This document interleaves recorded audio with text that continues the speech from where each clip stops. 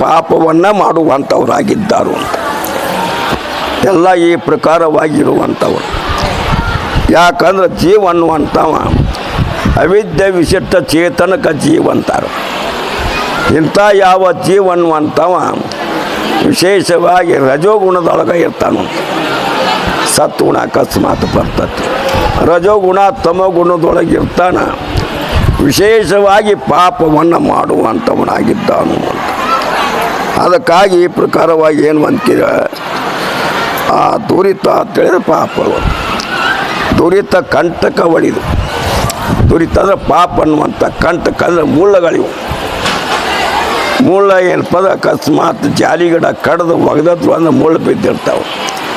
ಅದ್ರ ಮ್ಯಾಲ ಕಾಲು ಇಟ್ಟು ತುಂಬ ಹೋಗಿ ಮುಚ್ಚಿ ಮ್ಯಾಲ ನಟ್ಟು ಮ್ಯಾಲ ಬರ್ತಾ ಇದ್ದಾವೆ ಒಟ್ಟಂತ. ಅದಕ್ಕಾಗಿ ಈ ಪ್ರಕಾರವಾಗಿ ಕಂಟಕ ಒಳಿದು. ಈ ಪಾಪ ಅನ್ನುವಂಥದ್ದು ಎಲ್ಲ ಏನಾಕೈತಿ ಪದ ಅಳಿದು ಅಂದ್ರೆ ಸುಟ್ಟ ಬೂದಿ ಆಕತಿ ಅಂತ. ಈ ನಾಮದಲ್ಲಿ ಅಂಥ ಶಕ್ತಿ ಅದ. ಬೆಂಕಿಯಲ್ಲಿ ಬೇಕಾದಂಥ ಸುಮಾರು ಪದಾರ್ಥಗಳು ಕೂಡ ಸುಟ್ಟ ಬೂದಿ ಮಾಡ್ತದೆ. ಹಾಗೆ ಯಾವ ನಾಮಗಳನ್ನುವಂಥವು ಅದಾವು, ಇದೆ ಬೆಂಕಿ, ಇದರೊಳಗೆ ಬೇಕಾದ ಯಾವ ದುರ್ಗುಣಗಳ ಒಗೆದು ಸುಟ್ಟ ಬೂದಿ ಮಾಡ್ತಿದ್ದು. ಅದಕ್ಕಾಗಿ ಇಂಥ ಯಾವ ದಿವ್ಯ ಸ್ಥಿತಿಯಿಂದ ತುಳ್ಕೊಡು ದುರಿತ ಕಂಟಕ ಒಳಿದು ಕೈ ಸಾರುತಿ ಪ್ರಾಪ್ತಿ ಅಕ್ಕವಂತ. ಅನನ್ಯ ಭಕ್ತಿಯಿಂದ ಜಗನ್ಮಾತೆಯ ಸ್ತೋತ್ರವನ್ನು ಮಾಡೋಣದ್ರಿಂದ ಏನಾಕತ್ತೆ ಅಂತೀರ, ಕೈ ಸಾರುತಿ ಒಮಳತರ ಭೋಗ ಮೋಕ್ಷಗಳು ಅಂತ. ಒಮಳತರ ಅಂದರೆ ಶ್ರೇಷ್ಠವಾಗಿರ್ತಕ್ಕಂಥ ಭೋಗ ಮತ್ತು ಏನಪ್ಪ ಮೋಕ್ಷಗಳು ಸಿಗುತ್ತಾ ಇರ್ತಾವು ಅಂತ. ಭೋಗ ಪದಕ್ಕೆ ಅರ್ಥ ಏನಪ್ಪ ಅಂತೀರ, ಭೋಗ ಅಂದರೆ ಉಣ್ಣುವುದು.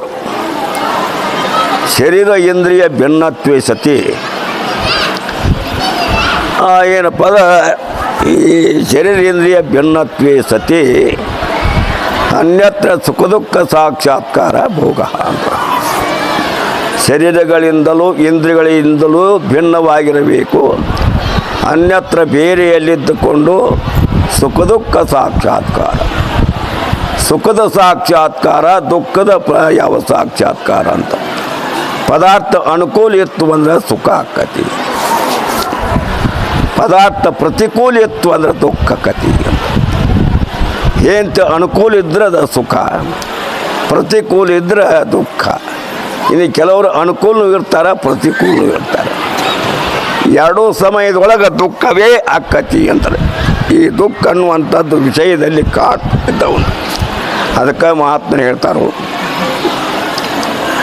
ಆ ವಿಷಯದ ಕಡೆ ಹೋಗಬೇಡ್ರಿ, ವೃತ್ತಿಯ ಕಡೆ ಮಾಡಬಾರ್ದು ಅಂತ. ಎಲ್ಲ ಜಗತ್ತಿನ ಜೀವಿಗಳು ವಿಷಯದ ಆಕಾರ ವೃತ್ತಿ ಮಾಡಿಕೊಂಡು ಕುಂತಾವೆ. ತಮ್ಮ ಕಡೆಯ ಲಕ್ಷ್ಯ ಪರಮಾತ್ಮನ ಕಡೆ.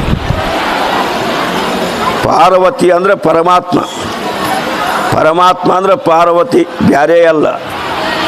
ಪರಮಾತ್ಮನಲ್ಲಿ ಯಾವ ಚೈತನ್ಯ ಅದ ಅದುವೇ ಪಾರ್ವತಿಯಲ್ಲಿ ಚೈತನ್ಯ ಅದ. ಚೈತನ್ಯ ಮಾತ್ರ ಬಂದ.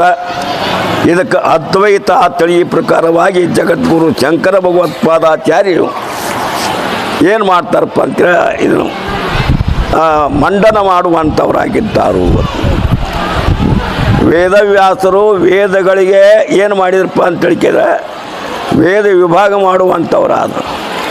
ಬ್ರಹ್ಮಸೂತ್ರವನ್ನು ಬರೆದರು, ಉಪನಿಷತ್ತುಗಳನ್ನು ಹೇಳುವಂಥವರಾದರು. ಜಗದ್ಗುರು ಶಂಕರ ಭಗವತ್ಪಾದಾಚಾರ್ಯರು ಬ್ರಹ್ಮಸೂತ್ರಕ್ಕೆ ಭಾಷ್ಯವನ್ನು ಬರೆದರು.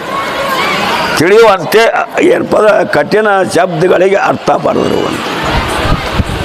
ಏನು ಅಂದರೆ ಬ್ರಹ್ಮಸೂತ್ರ, 10 ಉಪನಿಷತ್ತುಗಳು, ಭಗವದ್ಗೀತೆ ಅನ್ನುವಂಥದ್ದು. ಇವು 3ಕ್ಕೂ ಭಾಷ್ಯವನ್ನು ಬರೆದರು. ಯಾವ ರೂಪದಿಂದ ಬರೆದ್ರಪ್ಪ ಅಂದರೆ ಅದ್ವೈತ ರೂಪದಿಂದ ಬರೆದರು ಅಂತ. ಇವಕ್ಕೆ ಭಾಷೆ ಬರುವಂಥ ಆಚಾರ್ಯರು ಏನಪ್ಪ 3 ಮಂದಿ ಇದ್ದಾರೆ.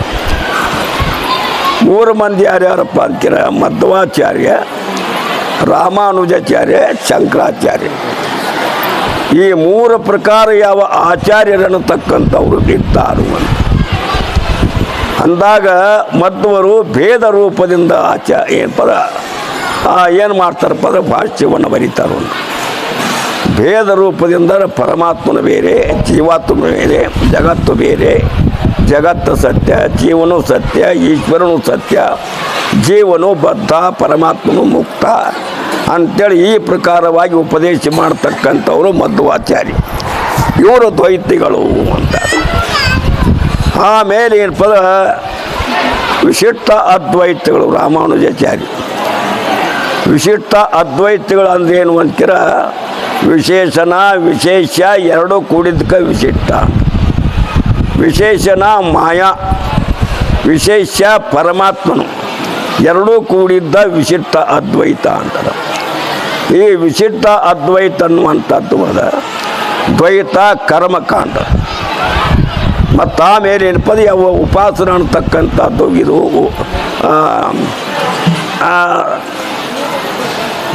ಅಂದರೆ ಏನು ಅಂತೀರ, ಕರ್ಮಕಾಂಡ, ಉಪಾಸನ ಕಾಂಡ. ಉಪಾಸ್ಯ ಮೂರ್ತಿ ಆಕಾರ ವೃತ್ತಿ ಮಾಡ್ತಾರೆ, ಇದು ಉಪಾಸನ ಕಾಂಡ ಅಂತಾರೆ.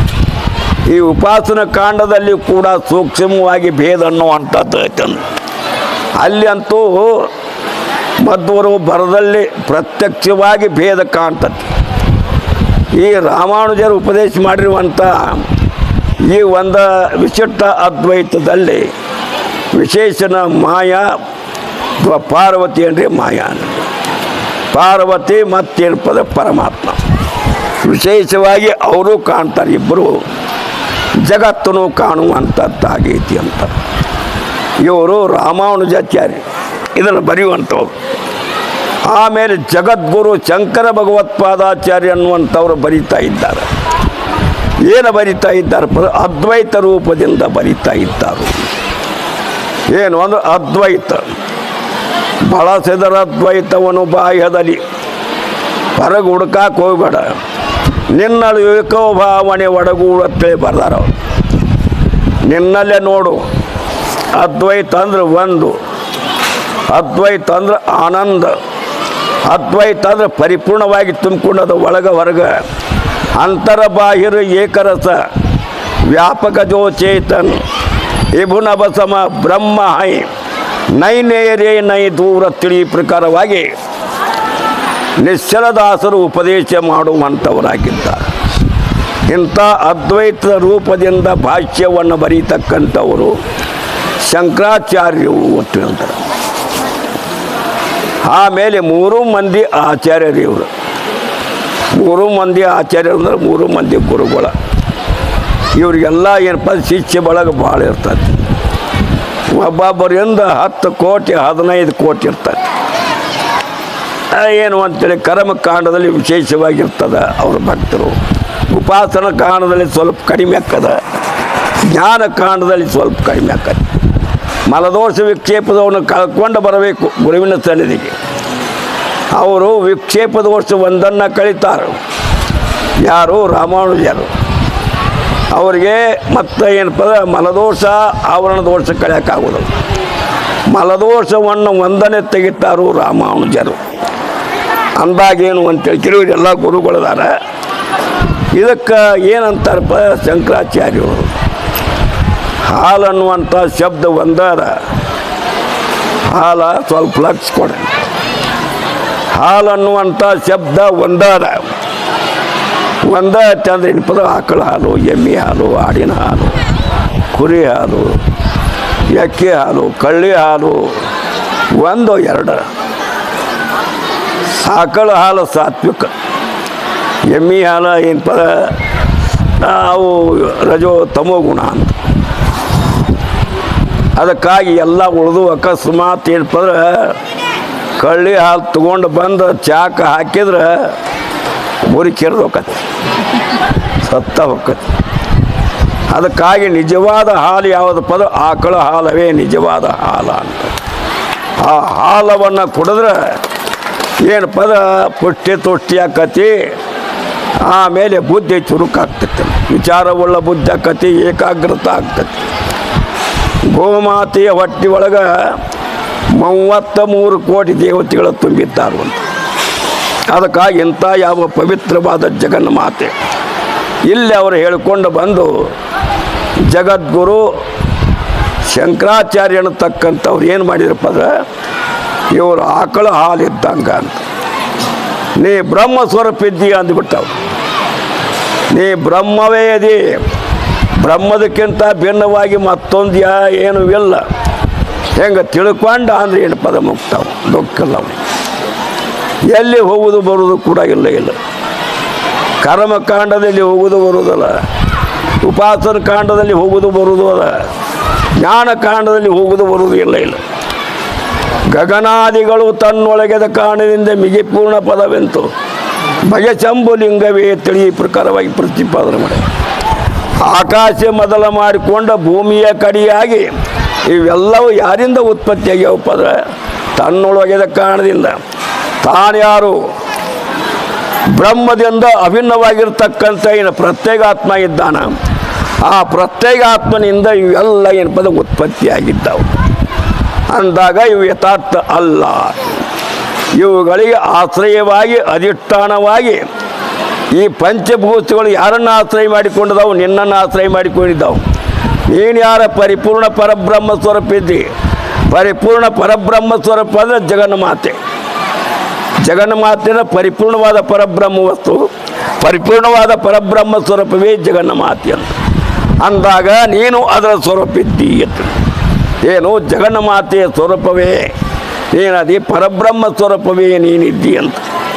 ಈ ಯಾವ ದಿವ್ಯ ಸ್ವರೂಪವನ್ನು ತಿಳ್ಕೊಂಡು ಅಂದ್ರೆ ನ ಸ ಪುನರಾವರ್ತತೆ, ಪುನರ್ಜನ್ಮಿಲ್ಲ, ಯಾವ ಲೋಕನೂ ಇಲ್ಲ, ಯಾವ ಬ್ರಹ್ಮಾಂಡನೂ ಇಲ್ಲ, ಎಲ್ಲ ಮಿಥ್ಯ, ಅಷ್ಟು ಕಲ್ಪಿತ. ಜೋ ವಸ್ತು ಜಾಕೆ ಕಲ್ಪಿತ ಹೋವೇ ಆಯೆ, ಸೋ ವಸ್ತು ತಾಕೆ ಸ್ವರೂಪ ಆಯೆ. ಇವೆಲ್ಲ ಅನಂತ ಕೋಟಿ ಬ್ರಹ್ಮಾಂಡ ಆಗಲಿ, ಮಾಯ ಆಗಲಿ, ಜೀವ ಆಗಲಿ, ಈಶ್ವರ ಆಗಲಿ ಅನೇಕ ಪ್ರಕಾರವಾಗಿ ತೋರುವಂಥವು ಅಂದಾಗ ಇವಕ್ಕೆಲ್ಲ ಏನಪ್ಪ ಅಂತೀರ ಕಲ್ಪಿತವು. ಈ ಕಲ್ಪಿತ ವಸ್ತು ಎಲ್ಲಿ ತೋರ್ತಾವ? ನಿನ್ನಲ್ಲಿ ತೋರ್ತಾವೆ. ನೀನಾ ಪರಿಪೂರ್ಣವಾಗಿರ್ತಕ್ಕಂಥ ಪರಬ್ರಹ್ಮ ವಸ್ತು. ಇಂಥ ಈ ಯಾವ ದಿವ್ಯ ಸ್ಥಿತಿಯನ್ನು ಇಲ್ಲಿ ಅಪ್ಪಗಳು, ಪೂರ್ಣಾನಂದಪ್ಪಗಳು, ಶ್ರದ್ಧಾನಂದಪ್ಪಗಳು, ಶಿವಾನಂದಪ್ಪಗಳು, ಸಿದ್ಧಾವಡಪ್ಪಗಳು, ಮಹಾತ್ಮರು ಎಲ್ಲರೂ ಈ ಬ್ರಹ್ಮ ಸ್ವರೂಪ ಇದ್ದಿ ನಿಜವಾದ ಆನಂದ ಇಲ್ಲೇ ಇರುವುದು, ಎಲ್ಲೇ ಇಲ್ಲ. ಒಳ್ಳೆ ಬರ್ತಾನು ಅಂದ್ರೆ ಹೃದಯಗ್ರಂಥಿ ನಿವೃತ್ತಿ ಆಗಿಲ್ಲ. ಲೋಕಗಳಿಗೆ ಹೋಗಿ ಹೊಳ್ಳಿ ಬರ್ತಾನು ಅಂದ್ರೆ ಹೃದಯಗ್ರಂಥಿ ನಿವೃತ್ತಿ ಆಗಿಲ್ಲ.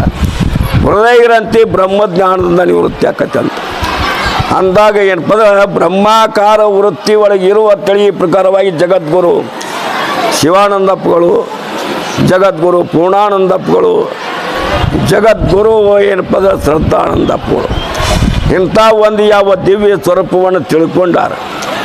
ಈ ಜಪ ಅನ್ನುವಂಥದ್ದು ಏನು ಹೇಳ್ತತಿ? ಪರಿಪೂರ್ಣವಾದ ಪರಬ್ರಹ್ಮ ಸ್ವರೂಪವೇ ಆ ಜಪದಲ್ಲದ. ಜಪ ಅಂದರೆ ಮಂತ್ರವನ್ನು ಪಠಣ ಮಾಡೋದು. ಮಂತ್ರದ 96 ನಿರ್ಗುಣ ಪರಬ್ರಹ್ಮ ಸ್ವರೂಪವೇ ಅದ, ಅದಕ್ಕಿಂತಲೂ ಬೆನ್ನಿಲ್ಲ ಅಂದಾಗ ಒಮ್ಮೆಲೆ ಅದು ನಿಮ್ಗೆ ಗುರ್ತಾಗೋದಿಲ್ಲ. ಅದಕ್ಕಾಗಿ ಗುರುಗಳ ಮಂತ್ರ ಕೊಟ್ಟು ಓಂ ನಮಃ ಶಿವಾಯ ಅನ್ಕೊಂತೀರಪ್ಪ. ಇದು ದಿವಸ ನುಡಿ ವಾಣಿಯಿಂದ ಓಂ ನಮಃ ಶಿವಾಯ ಈಗ ನೋಡಿದ್ರಕ್ಕೆ ಜಪ ಅಂತ. ಈ ಜಪವನ್ನು ಮಾಡಿಕೊಂತೀರೋ ಮುಂದೆ ಮಂತ್ರದ ಸ್ವರೂಪ ಈ ಯಾವ ಲಿಂಗದಲ್ಲಿ ಹಾಕಿರುವಂಥ ಲಿಂಗಮಾಲ, ಕಂಠಮಾಲ, ಜಪಮಾಲ ಏನದ ಒಟ್ಟು ಗುರುತಾಕತ್ತೆ. ಈ ಒಟ್ಟು ಏನು ಅಂದರೆ ನಿರ್ಗುಣ ಪರಬ್ರಹ್ಮ ಸ್ವರೂಪವೇ ಇದ್ದಾವಂತ, ಮತ್ತೊಂದೇನೂ ಇಲ್ಲ. ಇಂಥ ಈ ಯಾವ ದಿವ್ಯ ಸ್ವರೂಪವನ್ನು ಜಗದ್ಗುರು ಪೂರ್ಣಾನಂದಪ್ಪಗಳು, ಜಗದ್ಗುರು ಶ್ರದ್ಧಾನಂದಪ್ಪಗಳು, ಜಗದ್ಗುರು ಶಿವಾನಂದಪ್ಪಗಳು ಈ ವಿಷಯವನ್ನು ಏನಪ್ಪದ ಉಪದೇಶ ಮಾಡಿಕೊಂಡು ಬರುವಂಥವರಾಗಿದ್ದಾರೆ. ಅಂಥ ದಿವ್ಯ ಸ್ಥಿತಿಯನ್ನು ಕಂಡು ಧನ್ಯರಾಗು. ನೀವು ಮಲಿಗೆ ವಾಕ್ಪಟ್ಗಳು ಅಪ್ಪಳ ಪಾದ ಕಲ್ಪನೆ ಮಾಡಿ. ಜೈ ಮಂಗಲಂ.